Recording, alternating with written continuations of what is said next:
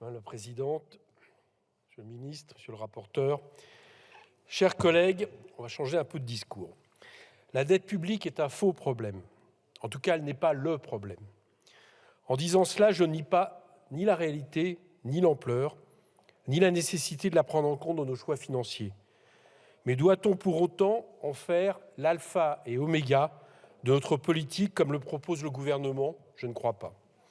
À mes yeux, considérer la dette comme le problème central de nos finances est à la fois une erreur, un mauvais prétexte à l'austérité et à l'affaiblissement de nos services publics au profit du privé.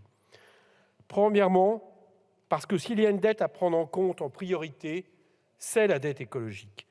Et celle-ci n'est ni négociable, ni repoussable, ni renouvelable, et pose une question de survie de l'espèce humaine infiniment plus grave, concrète et urgente que n'importe quelle dette financière. C'est donc elle qui doit dicter nos choix politiques, au service desquels la dette financière n'est qu'un outil à manier du mieux qu'on peut.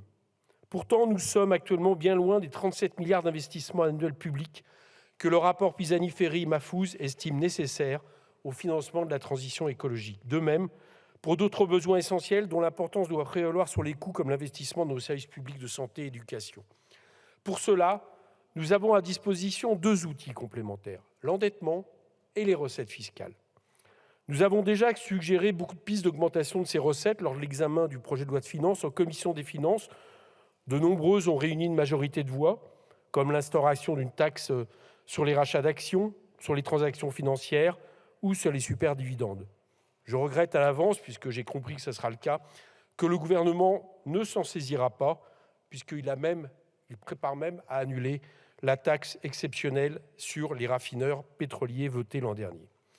Mais malgré ces dizaines de milliards de recettes supplémentaires possibles, l'endettement reste inévitable, ne serait-ce que pour pouvoir étaler dans le temps le coût des investissements qui ne peuvent pas être financés en un seul coup. J'entends bien que les taux d'intérêt et donc la charge de la dette augmentent. Celle-ci passerait de 1,9% à 2,6% du PIB en 2027. Si ce fait n'est pas à négliger, il est à relativiser à deux titres. D'abord, les taux augmentent certes, mais restent inférieurs à l'inflation, ce qui signifie qu'ils restent en réalité négatifs, conduisant d'ailleurs le rapport de Pisani-Ferry et Mahfouz à qualifier, je cite, d'excessives les alarmes sur la remontée des taux et à suggérer d'accroître l'endettement de 250 à 300 milliards d'euros d'ici 2030 pour la transition écologique.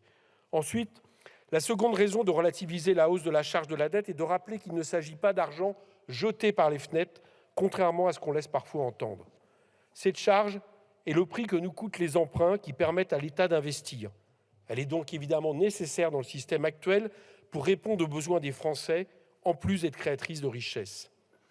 Plutôt que d'agiter sans cesse comme un épouvantail les chiffres de la dette et de sa charge, mieux vaudrait donc se questionner sur ce que nous ferions et serions sans cette précieuse marge de manœuvre. Aurions-nous pu faire face au Covid ? Pouvons-nous faire face aux crises écologiques et sociales en cours et à venir sans les moyens massifs auxquels seul l'endettement nous donne accès? C'est évident que non. Il faut donc tenir compte de tout ce à quoi la dette et sa charge nous donnent accès pour pouvoir déterminer démocratiquement quel niveau et quelle nature d'endettement est acceptable ou pas.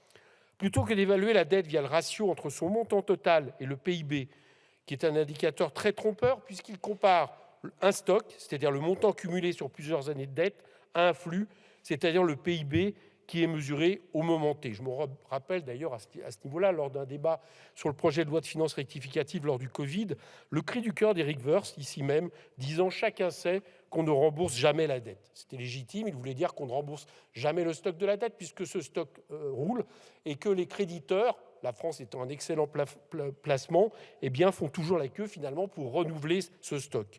C'est un excellent placement parce qu'il faut aussi comparer la dette à notre patrimoine.